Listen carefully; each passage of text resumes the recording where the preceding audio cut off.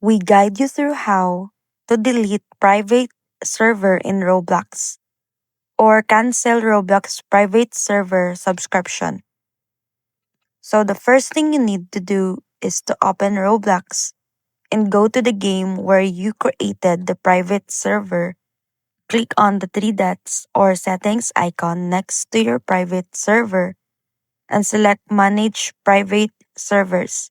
Here, you'll see all your active servers. Choose the server you want to delete, then click Delete or Cancel Subscription.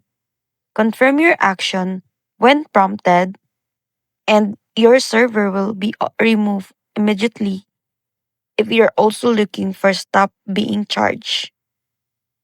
To make sure to check your billing settings and cancel your recurring payments tied to private server, this ensures you won't be billed next month. And for easy access in the future, you can also copy the server link before deletion if you want to share it or use it later.